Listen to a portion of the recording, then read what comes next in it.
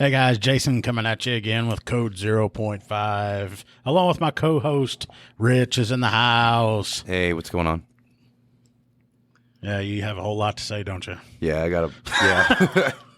Yeah, it's that's pretty much it. Well, what was that? God, like Major League where the commentators and the one guy on the other side, Harry Doyle would say a whole bunch, and then his other guy, a color guy, he'd just sit there and he'd be like, yes.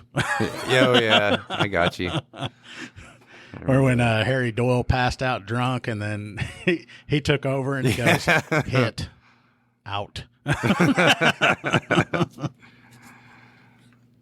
hadn't seen that in a long time. Now I have to go back and watch that. Yes, every one of them. Anyway, I wanted to start this one out and give everybody a shout out because we have had like strangers come up to us and, you know, not really strangers. They know who we are and they're like, hey, we've been listening to your podcast. You guys are hilarious. We hope y'all keep it up. We love hearing this. So we just wanted to say thank you to everybody that's been talking to us, giving us reviews, and basically encouraging us. Oh, yeah. We appreciate it. Man, I didn't tell you. I got a council member last night. Came up to me. He listens. I was like, whoa, that's cool. So after he listens to it, he's going to be like, man, is this what I really put those guys through? No, he's going to be like, I can't believe they do that. Like... And then he's going to be reaching into his pocket to bump the salary. Is that what's going on? I don't know. Maybe. Wrong podcast. Yeah. We're not talking about that. Yeah. He'll just be like, I have a feeling he's going to be like, he seemed so professional until I heard that podcast. Yeah, he's like, now I know what's really going through his head. Well, that's the other thing they'll know is like, man, when these guys are dealing with serious calls, they're very professional. Mm-hmm. But when it comes to do with the other stuff, they get home and they're probably wondering, man, what is going on with society? Oh, man, we are in so much trouble. You know, and you see everything, the crazy stuff, the people that are out there that call habitually and petty stuff. People are petty these days. Super petty. Anyway, had anything going on recently? Man, there's been, like I said, a bunch of petty stuff, but I was actually thinking right before we fired this up, I was going to ask you, would you rather deal with a drunk or do an EOD? I don't know how to answer that. That's a toughie. I know not everybody out there knows when he's talking about an EOD. It's an emergency detention. It's usually involves someone that's having a mental health crisis. Mm-hmm. And I don't know which one I'd want to deal with. One of them, either way, no matter which one you're doing, they take hours on end. Oh, yeah. I know. Man, I don't know. Dude, I spent 45 minutes one time talking to a guy. A lot of people around here are like always either naked or very close to naked. I just now realized that. But this guy was like in his boxers, like in the woodlawn, and we were like trying to get him to come out. It took us 45 minutes to like establish a rapport with him so he would actually come out. That's yeah. What was he doing off in the woods? He said he called and said that somebody I think it was like a group of guys or something had kidnapped his wife. They kidnapped his wife and they had drug her out in the woods and he could hear her screaming and he was looking for her. He was trying to find her. And we're looking, you know, because at first, you know, you think something may be wrong because he was pretty upset. And I was like, hey, man, looking for drag marks and didn't see any, you know, nothing obvious stood out. And he's like, yep, they took her in her wheelchair, just plumb off in the woods. I was like, wait, wheelchair? Okay. Yeah, there'd be a bigger trail, I think, for a wheelchair. So, did he ask you to take pictures of the prints so you could see if they matched the wheelchair, the tread pattern from the wheelchair? The tread pattern. You know, you're talking about people always being naked, seemed like. Uh-huh. I was driving down the road one time, and I find this lady. She's And the way the road was curved, if I hadn't have come up on her first, she probably could have been ran over because the road curved and it was a blind curve, so you can't see her, and it's getting dark. It's like sunset's coming up. Anyway, I get over there and I'm talking to her and I'm like, "Hey, what are you doing?" And she's out there. And I think it's a combination of mental health, and she was on something else too at the time. She was just doing as the crystal guides. Exactly. So I get her loaded up, and we go over to the police department, and we had an interview room in there. So I put her in there because we're going to do an eval, through the iPads, what do they call them, teleconference or whatever.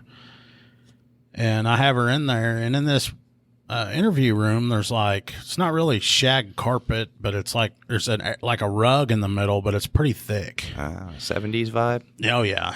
And she walks in there and she asked me if she could lay down on that. And I don't care. I mean, yeah, just get comfortable. Don't cause me any problems. Just lay down or whatever.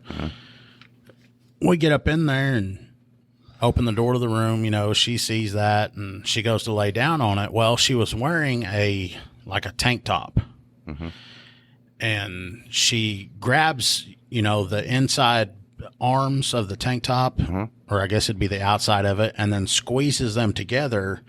And she's got no bra on. So she's showing me her chest, and they're hanging out and everything while she's laying on the floor. Okay. And she looks up at me and she goes, "So is this where we're doing it?" Oh, man. And I'm looking around, I was like, hard pass. "Do what?"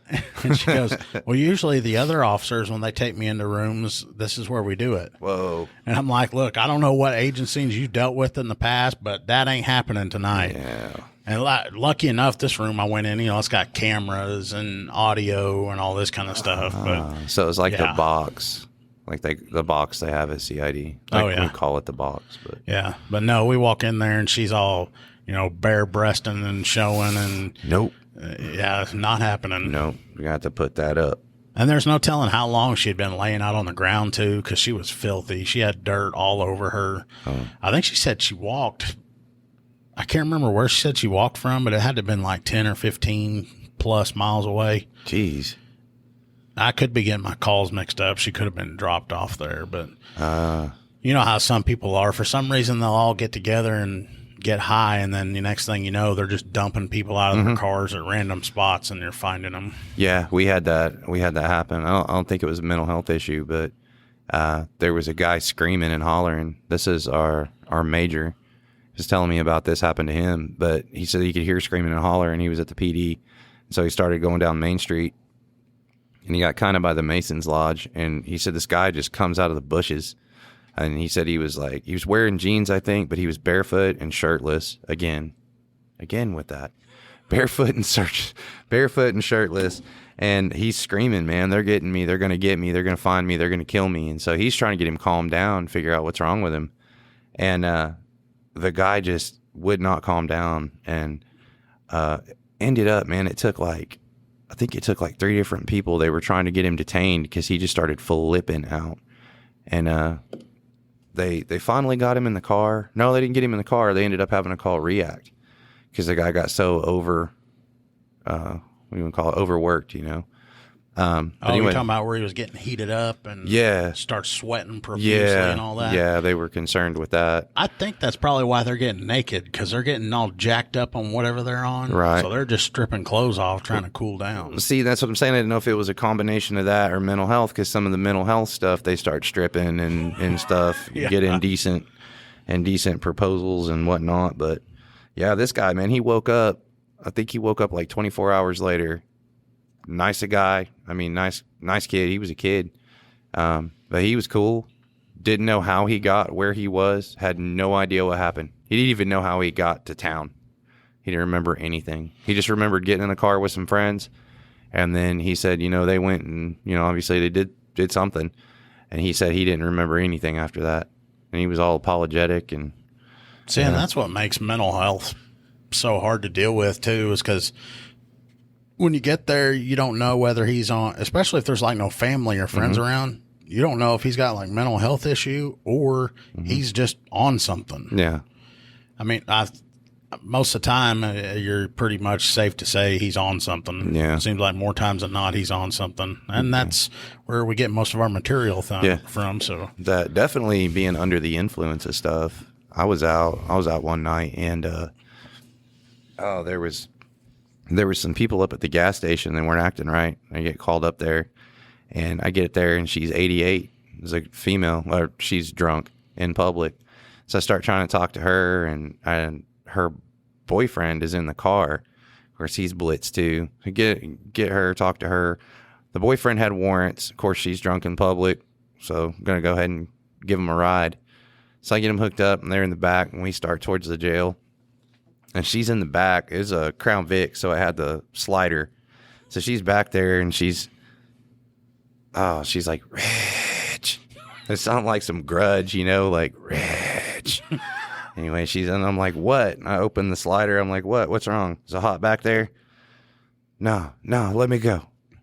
I can't do that. It doesn't work like that. Come on, just let me go. I'm like, no, you bought the ticket to this ride. We're going. And I kid you not, she leaned forward and she said, well, how do I phrase this? I know we got kids that listen to the show too. Slang it up. She's like, I'll show you my hoo-ha. I was like, what? She's like, you want to see my hoo-ha? I'll show it to you. But she wasn't calling it the hoo-ha, right? No, she was using the other one. She was very X-rated in the term that she was using. And mind you, her boyfriend's in the back seat with her. And he's back there and he's blitzed. So he's like, what did you say? You better not show me your hoo-ha. This is my hoo-ha. And then they get into an argument back there. She's like, it's okay, baby. There's enough hoo-ha for both of you. I was like, no. Oh, and yeah, we got him there without incident. But I really thought it's a good thing they were hooked up back there, because I really thought he was going to come unglued. He was very upset with her. So you weren't willing to share the hoo-ha? Nah, that's another hard pass on that one. No. Sounds like she was willing. Oh. I want to see the expression on these people's faces. Like, could you imagine if you're sitting there, say it was like you and, your wife or whatever, and she's saying that to him. What are you going to be thinking? Oh, man. And then I think he was kind of half asleep until he heard that part of the conversation. And then he perked up real quick. He started yelling at her, and then he's yelling at me. And I'm like, bro, I'm just driving. Like, I got nothing to do with it. You guys talk that out. Look, I already said no yeah, once. I've said no. She won't stop. No. Oh, that one. Oh, man. I'm sitting here. We keep notes and write stuff down so we can remember what all we want to talk about. But I always get befuddled and I can't find what the heck I was going to talk about next. I mean, it's kind of hard to top the old hoo-ha or whatever you called it. Yeah, the chick trying to show me your panty hamster. Yeah.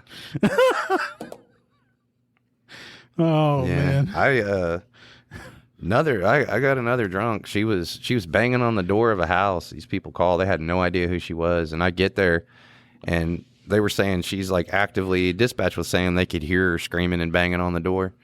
And so I get over there, and it's quiet, which is always a bad sign. I'm like, okay, where's she gone to now? When I'm looking around, I talked to the lady. It was a sliding glass door. So as I'm talking to the RP, her eyes get real big. And I'm like, she's behind me, isn't she? And I turned around, and like, I'm familiar with this person. She's kind of a frequent flyer too. And I was like, what are you doing? Of course, she's slobbering drunk. I don't even know how she got there. And I was like, look, turn around, place your hands behind your back. And she turned too fast, and she got herself off kilter, and she fell. Well, not hard, but she like fell and did this like drunk roll thing. And when she did, her shirt had like just flew up. And dude, it was like, boom, instant Arby's roast beef sandwich. I was like, yo. And the lady behind me saw it. Oh yeah, there was nothing. She was wearing nothing but like an XL this is t-shirt. another hoo-ha thing? Yeah, another hoo-ha. And the lady behind me, she said, "Oh dear."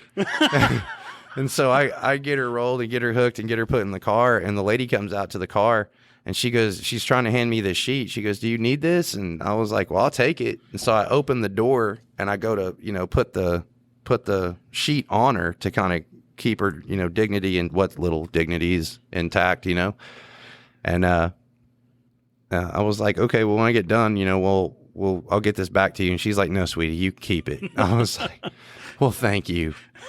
And so I get to I saw where it's going. I don't want it back. yeah. So I'm on my way to the jail with her.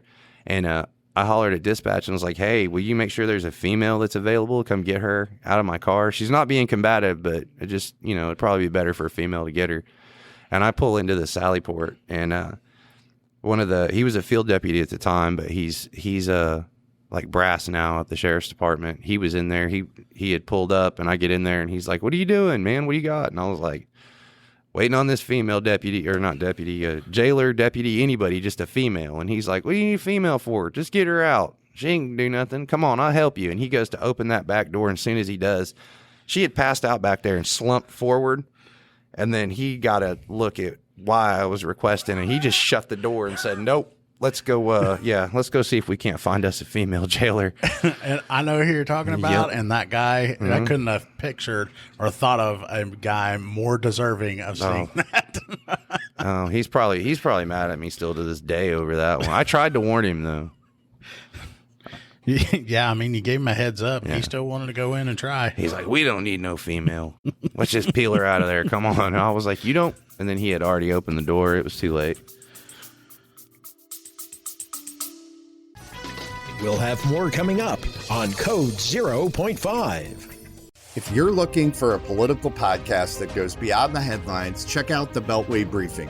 I'm Howard Schweitzer, CEO of Cozen O'Connor Public Strategies. Every week on the Beltway Briefing, our team of former Republican and Democratic presidential appointees, Capitol Hill veterans, and political advocates shares behind-the-scenes perspective that cuts through the noise. If you want the inside scoop, subscribe now to the Beltway Briefing here or wherever you get your podcasts.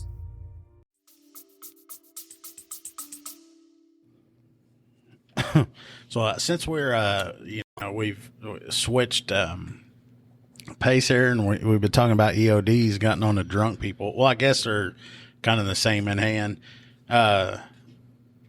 Well, this one ain't really much of a flasher story. But like, how when you're dealing with people that are either intoxicated or they're EODs, they're not there. So everything they do it's always like a what the heck moment. Like they'll say something or move or do something, and you're always thinking to yourself, what the hell's going on? Get on a DUI. I remember it was OU, Texas. This was like 2 or 3 years ago. And this old boy is driving down middle of town with no headlights on. And it's like 8 or 9 o'clock because I think OU, Texas usually early. But this is like later, so he's probably good and blitz, been drinking before the game, during, and he probably still was going when I stopped him. But he's driving through town, no headlights on. And it seems like every time I've had a DUI, it's never because they're speeding or anything like that. They're always all over the lane, or they're making real wide turns or no headlights or something like that. It's the little things that get you. Yeah. And I stopped this guy. He gets up there, and this made me think of something else. 2 things in this story. He gets up, stopped. I walk up to the car, and I tell him, like, "Hey, I need your driver's license." And I think at the time you still had to have your insurance. Anyway, I asked for it, and this guy opens up his wallet. He's fiddling around, and he grabs a $20 bill out and hands it to me. And I was like, "No, I don't need money. I need your driver's license." So he puts it back and is looking through his wallet again, and he pulls out this same 20 and goes to hand it to me. And I was like, "No, driver's license." So I'm starting to get irritated. And that's, one of the people I always didn't really care to deal with was the intoxicated ones or the ones on meth. If they're on freaking marijuana, man, they're cool as can be. You never have any problems. So this guy's fiddling through his wallet, and I think I probably have to ask him like 4 or 5 or 6 times. And I finally get so pissed at him that I tell him I can see the license, but I'm not going to go and take his wallet and pull it out. You know, you don't reach into a vehicle. No. And he finally goes in there, grabs his license after I point it out to him, and he hands it to me. So as soon as I get it, I step back a couple feet, and I tell dispatch, you know, the guy's driver's license information, and I go ahead and put it in my pocket because I know immediately I'm pulling him out. So I asked this guy, you know, to step out of the vehicle, and he does. Well, I telling him, it's like, walk to the back of the truck, and I want you to stand behind it with me. And I'm fixing to do field sobriety test. And, you know, you have to watch everything they're doing, the way they get out of the car, the way he looks and all that. Well, he gets out, and he's using the truck to stabilize himself. So he's got his left arm stuck out, and he's running it along the bed of the truck as he's walking. Well, I guess he thought maybe he had like a super extra long bed on his truck or something. He gets to the end of his truck where there's no more bed anymore. Hand is still out. And he just keeps going left, falls right over, and bam, hits the concrete. And it was at that time there, I'm like, okay, no SFST. I don't need to sobriety test this guy. He's blitzed. So I get him picked up, help him up onto his feet, make sure, you know, he's not hurt or anything. Put him in my unit. Call for a wrecker. I'm waiting on a wrecker. Well, I'm parked he pulled off of a main road and is in like a residential area where people park next to the curb. And where he had stopped at, there wasn't a whole lot of room for him to get through. So I'm standing there waiting, and then my supervisor pulls up and he's like, you know, if you want to go ahead and go with this guy, I'll stay and wait here on the wrecker. Come get it. And I was, okay, great.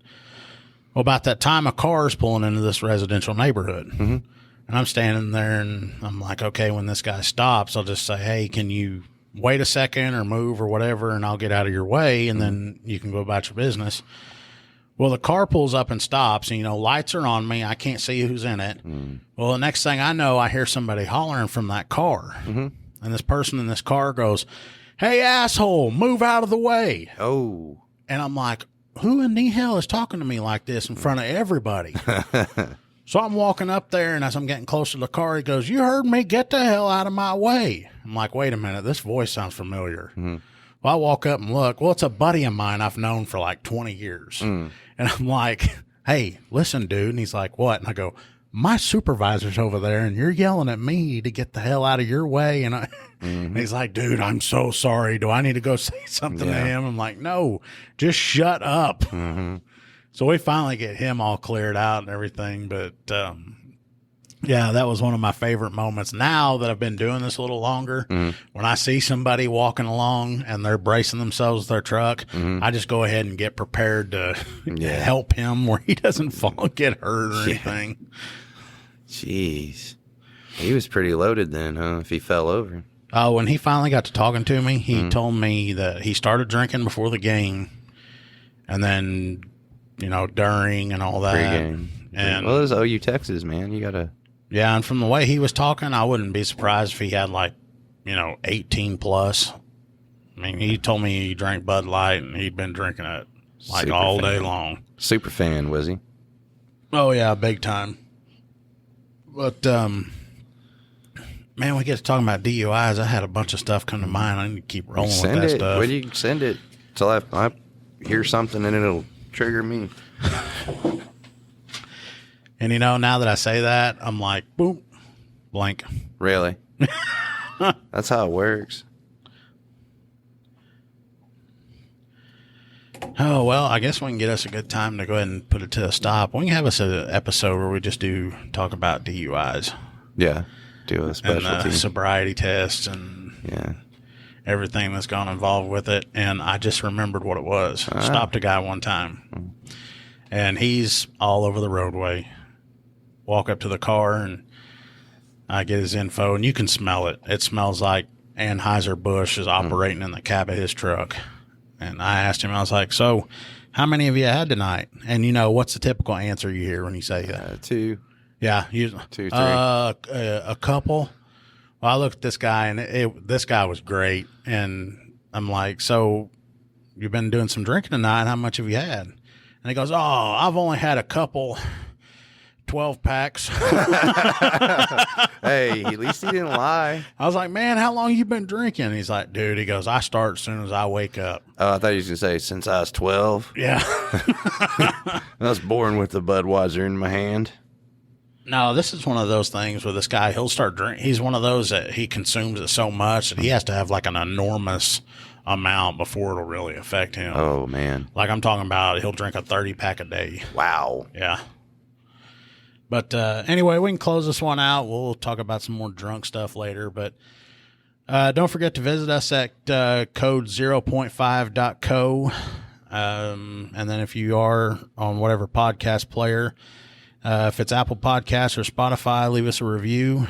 And we'll see you guys.